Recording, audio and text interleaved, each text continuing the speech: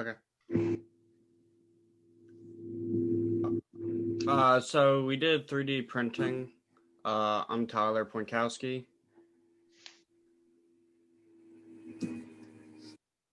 We also have Kyle Stone, Kurt Russell, Griffin Mulvaney, and Mike Schatzel.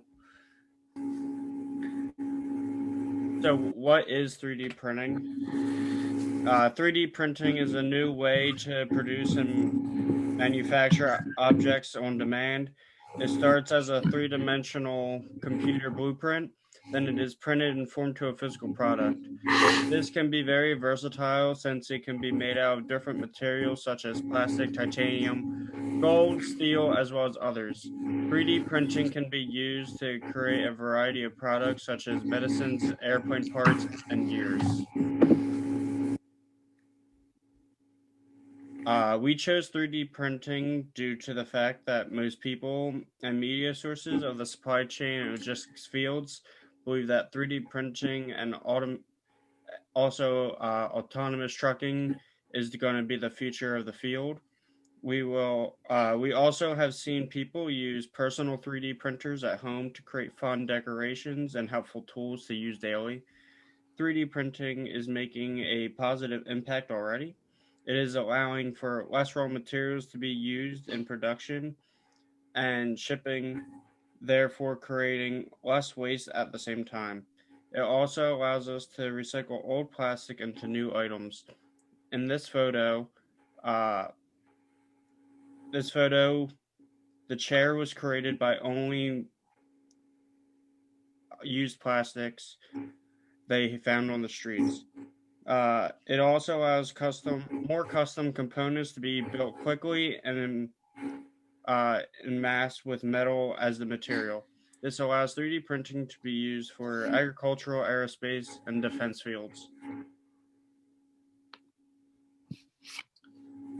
All right, so these are three different examples of companies who had developed a process or redesigned a process based around 3D printing. So the first company I'm going to talk about is General Electric. So they actually designed their process for making fuel nozzles around 3D printing. The process they had used before was an assembly line, and now the nozzles are able to be made in one piece, and they're also lighter and stronger than they were able to be produced before. And as a result, they're now looking to expand 3D printing into other areas so they can start to produce more parts at a faster pace. Another company is Nike, who redesigned some of the processes for their cleats. So the bottom plate and some other parts of the some cleats they had produced are actually used 3D printing, which offered some weight savings. And they had said it actually helped contribute to a growth rate of 13% for their company. And the last one is American Pearl, which is a jewelry company. They had designed a process for making jewelry using 3D printing, and it offered a lot of customization because customers could pretty much pick everything they wanted and design a piece of jewelry exactly to their liking. So allowed for a lot of like custom touches to be put on it.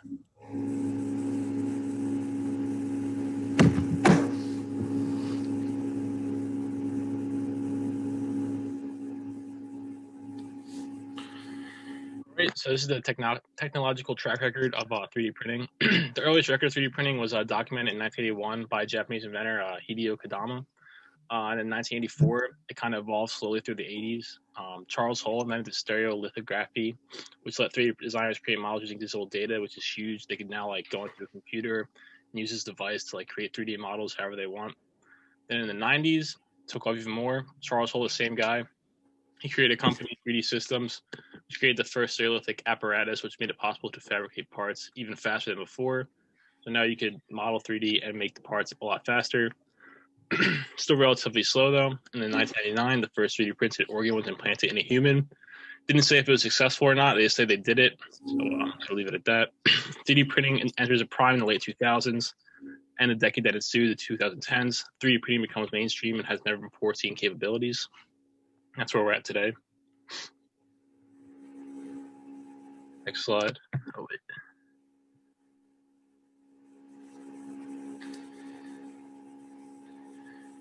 Can you change the slide? So mistakes. It's still really expensive, slow, and not really accessible. It requires large amounts of energy and is not very efficient or practical in certain areas where it needs to be.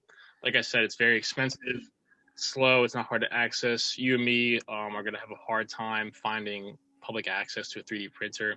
I just put here as an idea, like imagine a world in several years where you could potentially have a 3D printing app on your phone. I think that's definitely feasible. They rely heavily on plastic and are not really eco-friendly. They've gotten better the last couple of years, like 2018, 19, 2020. But last couple of decades, they're very harsh in the ecosystem. And then there could be a lot of mistakes with this technology. It could create copyright infringement, counterfeiting, and the possible manufacturing of dangerous weapons. Those are the main concerns. Just imagine a country that has evil plans and they have a 3D printer that works really well. And so 3D printers take 2 to 3 days to learn how to use the software initially, another 2 to 3 days to actually form the 3D model that you want, and then another 2 to 5 days after that to actually make the model. And then on top of this, it's probably going to cost you $4,000 just to get a 3D printer that works. And then if you want to rent a 3D printer, it's probably going to cost you anywhere from like $25 to $50 an hour. So it's really expensive.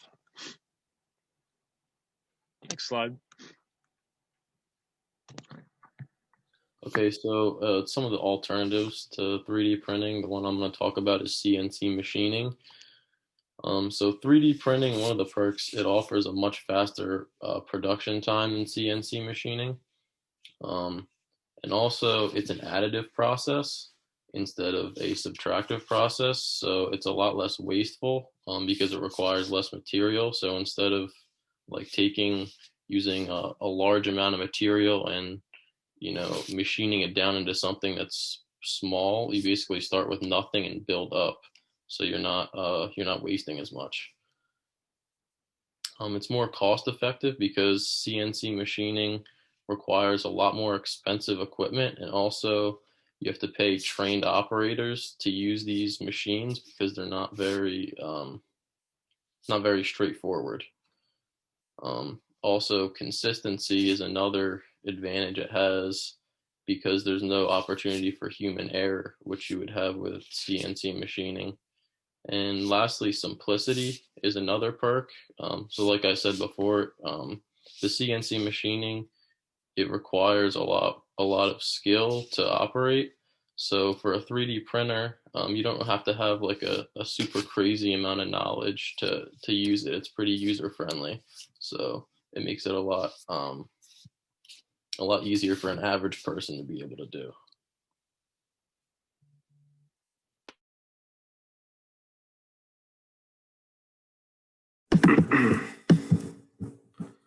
All right, so here we have the processes that ensure success in 3D printing field. And we have machine learning, which is a big topic nowadays, where they have 3D printers that are learning smart software. And by doing that, they allow for real-time updates on printing assignments, which allow for almost instantaneous reactions to any errors or malfunctions that occur. Cameras are now being used to track the process to ensure that all requirements of the build are met. Today, sensors are the main use of smart tech in 3D printing, which they collect data on the process, and through the data collection, companies are working to become the pioneers of operative machine learning technology. This ensures success by reducing errors, improving response times, and detecting anomalies and correcting them in real time. And this allows for anybody to program a 3D machine and essentially walk away because they will be able to learn from their own mistakes and correct on the spot. Tyler, if you want to just click the link on the video real quick. Do you guys see it? Yeah. So this is basically a pair of 3D printers that they program together. They read the blueprints themselves by scanning over it, and then they work together without touching each other to create one fluid piece. So this is an example of the smart technology where nobody has to even get involved in the 3D printing build.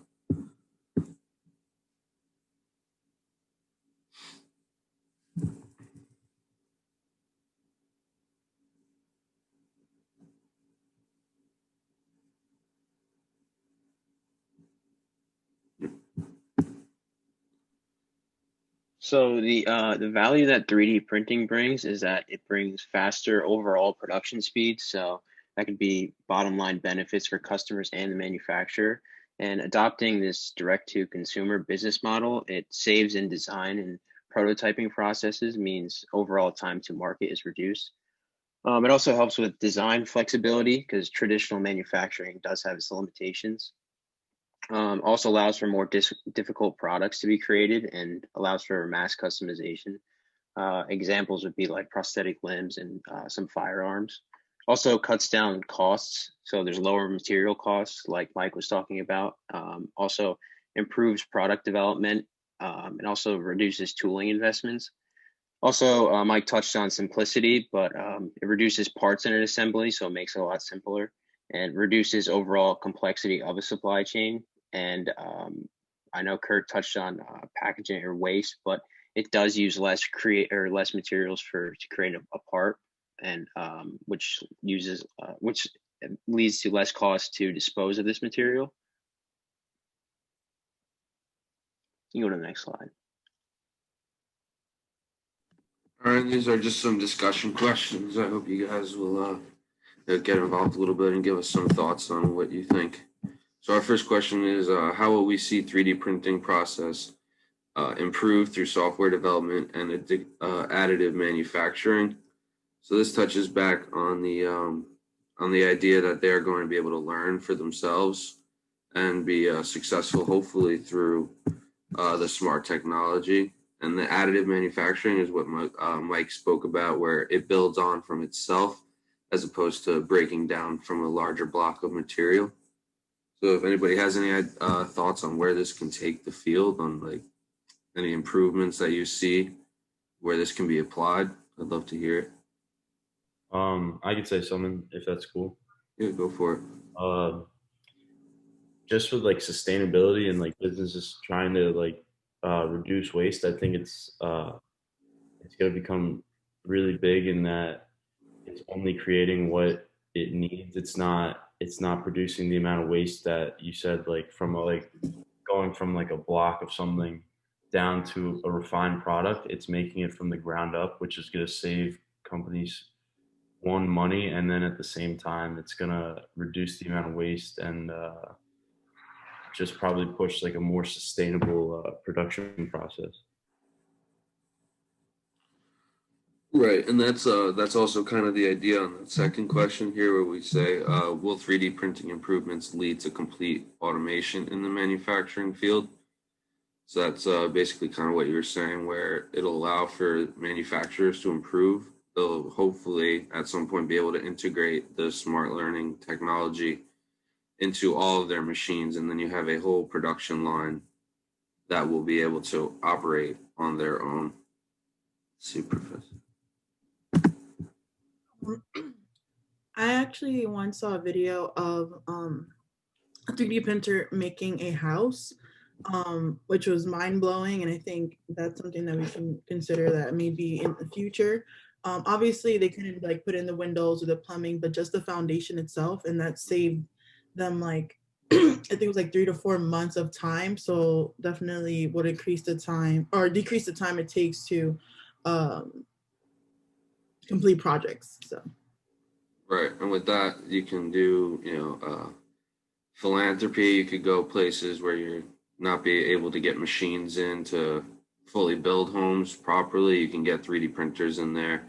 Like you saw in the video, they were using concrete. They were 3D printing with concrete, so they can go in there and print homes. You're absolutely correct.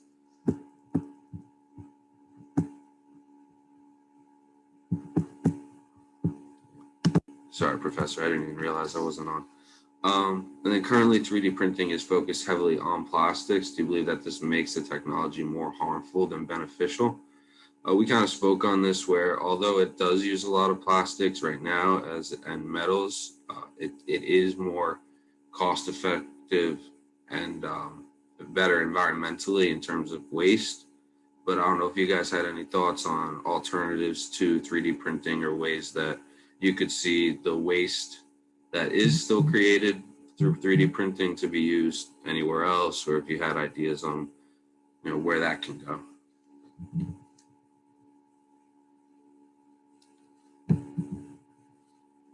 I think it's all around just going to be more beneficial for people and just for businesses. But I could see where people would be a little hesitant to use it based on like it might take away like uh, maybe certain jobs that are needed to like set up and uh, just for manufacturing in general. There's certain jobs that will like set up and then also control the way these things are designed. So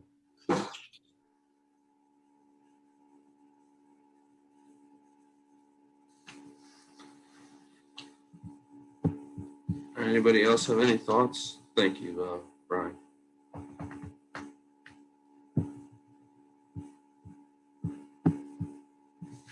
I think that's it then. Thank you, everybody. Appreciate you guys listening.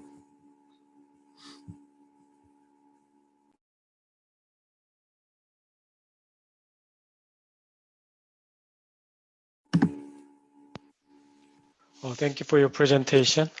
So we see that automation is more of possibility due to the advancement in 3D technology.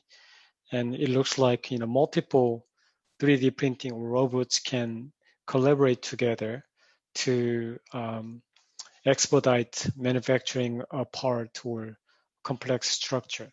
And as Karina mentioned, wow, it's amazing that they can print a house and they can save like 3 months or 4 months of the time out of their process. That's an amazing improvement. At this point, I'm not so sure how strong those structures will be when it is printed. But I'm sure as time goes on, they will come up with a better technology to make it very solid structure. I also noticed that Adidas or Nike or American Pearl, they are printing it out, and that requires significant complexity and customization for each product. And in that case, 3D printing might work better than just any other technology. So that's another thing that we can learn here.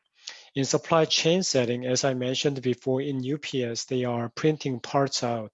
All they need is just blueprint from a company and have it printed out in their store and have it delivered to customers rather than outsourcing it to other countries and bringing back, shipping it, and going through all this, convoluted logistics process. So by doing so, they can save a lot of time. And Russell, you mentioned about it takes some time to get approval and have it printed. Can you elaborate on that, like software and also blueprint and getting the right material to have it printed?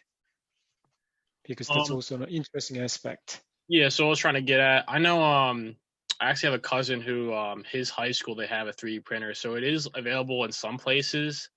Like there's like public access in schools and whatnot, but if one of us, if you were just like solely, or you and a partner would try to like get a 3D printer and like really start using it, if you want a really good one, it's going to cost you like several $1,000s. If you want a really bad one, it's kind of like virtual reality. If you want a really bad one, you can get one for like $300, but that's really your preference, like whether you want to mess around or actually build stuff. And then once you actually have the machine itself, it's going to cost you a lot. It's probably going to be rather large. You would have to get the material to obviously build the models, which would cost you money, and you're probably going to have that shipped. Probably can't just go to a Walmart and get it. And then you'd also have to familiarize yourself with the technology to actually model it. So that'll probably take you a couple more days, because say it is an expensive model, you're going to be using a lot of material. It's going to cost you even more money, and it's a lot of money and time basically. And then once you get past all that and you want to actually print it, that's going to take another, depending on the model, a day to like 3 days. So it can be really cheap, but you're not going to get a good product, or it can be really expensive. You can get an awesome product like we saw in that video.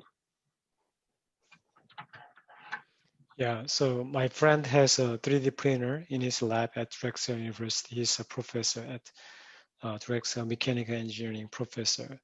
And I saw it takes many hours to print a small thing. So I understand that. I think the technology advanced and they can shorten the time. But as you mentioned, it takes time to get the approval and the blueprint and other materials ready to build a small product. So that's but still, compared to the previous and conventional processes, it's much faster, especially when you use it for product designing.